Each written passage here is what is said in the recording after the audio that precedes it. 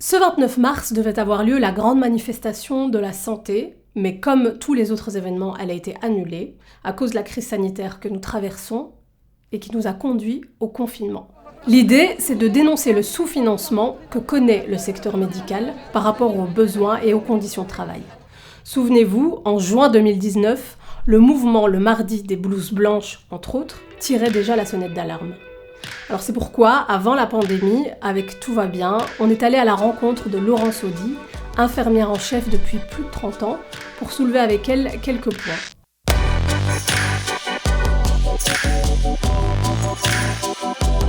On est prêt. Cette course à la rentabilité au détriment de l'être humain. Chez nous, le domaine de la santé a connu des économies de plusieurs milliards d'euros en 5 ans. Il y a un budget qui a été établi, et puis il y a une nouvelle coupe budgétaire qui tombe, eh bien on doit faire des économies tout de suite, et donc ça va se répercuter sur qu'est-ce qui coûte le plus à l'hôpital, le personnel. Il y a aussi l'augmentation de la charge de travail, avec des cadences toujours plus intenses, et qui impactent évidemment le personnel soignant. Les personnes qui vont le plus faire un burn-out, ce sont les personnes avec des valeurs hautes, qui veulent se battre, qui sont engagées, et pour qui se fracasser chaque fois sur des portes, sur des fenêtres, tout ce qu'on veut, va faire qu'à un moment donné, il y a le découragement qui vient, et à quoi bon, et puis voilà. Du coup, le personnel soignant se retrouve en sous-effectif dans de nombreux services, mais avec toujours plus de patients à gérer. L'insécurité, on la vit au quotidien, dans le sens où nous avons, peut-être que la population ne s'en rend pas compte, mais d'énormes responsabilités par rapport aux patients. Une erreur, ça peut arriver. Et plus on est interrompu dans la tâche, plus on est noyé dans le travail, etc. À un moment donné, surveiller 20 patients la nuit, quand il y en a 5 qui ne vont pas bien, on peut être la meilleure infirmière du monde, à un moment donné, on va passer à côté de quelque chose, on ne sera pas assez tôt auprès du patient, et c'est notre responsabilité professionnelle qui, malgré tout, va être engagée. Et enfin, le personnel soignant est soumis à une exigence qualité toujours plus haute, mais avec des moyens donnés plus faibles. Et c'est vraiment ce à quoi on assiste aujourd'hui. On voit évidemment que le secteur médical est encore plus fragilisé.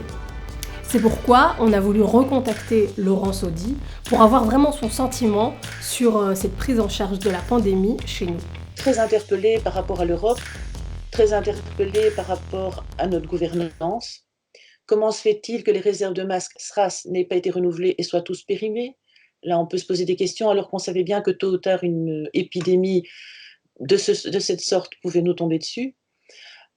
Comment se fait-il qu'on n'a pas fait des réserves dès le départ, puisque la Chine produit les masques, essentiellement. Comment a-t-on pu imaginer, alors que ça a été un des problèmes majeurs en Chine, dont on pouvait en tirer des enseignements, et déjà il y a 2 mois, prévoir des entreprises pour fabriquer ces masques en local et des masques sécurisés, enfin de qualité. Comment se fait-il que ceci n'a pas été anticipé ? J'adresse cette demande au gouvernement aussi de dire il faut éloigner les personnes à risque dans les soignants. Donc, les personnes, exemple de plus de 60 ans, qui ont des pathologies pulmonaires, etc., ne doivent pas aujourd'hui soigner à l'hôpital. Autre exemple, les moyens de communication, de transport sont de plus en plus réduits. Comment vont faire les soignants pour aller travailler s'ils n'ont pas de voiture ? Troisième question que j'adresse, moi personnellement, mais j'en connais d'autres aussi qui ont le même questionnement. Je vis avec ma maman qui a 77 ans, qui est très fragile. J'ai pas envie de lui ramener ça à la maison, j'ai pas envie de la tuer. Et donc, moi, je veux bien dormir à l'hôpital, c'est pas un souci. J'ai d'autres collègues qui ont exactement le même raisonnement parce qu'elles vivent à proximité de personnes fragiles. Et aujourd'hui, on attend des offres par rapport aussi au logement des soignants qui veulent bien soigner, se donner sans compter quelque part, mais pas en mettant en jeu autre chose à la limite. Et on ne devrait même pas que leur santé à eux.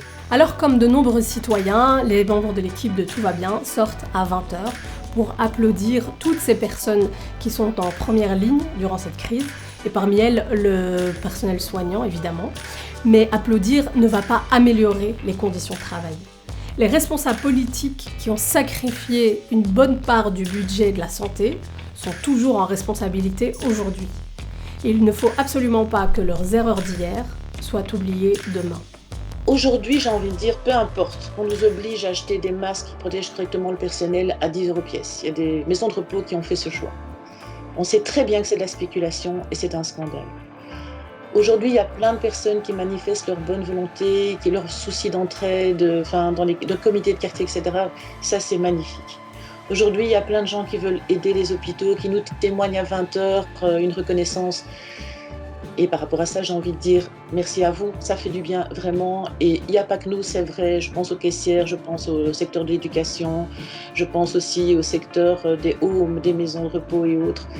Donc tout cela mérite certainement un merci. Et quelque part, tous ceux qui vont perdre aujourd'hui en salaire parce qu'ils sont au chômage forcé aussi. Donc on est tous solidaires, tous dans le même bain, c'est un chouette message. Par contre, à tous ceux qui ont spéculé sur notre santé, sur notre sécurité, à ceux-là, j'adresse un message, les comptes vont se régler. Et j'espère que le gouvernement réglera ces comptes-là. J'espère que le gouvernement tirera des leçons de ce que nous avons vécu aujourd'hui. Et j'espère qu'on n'oubliera pas.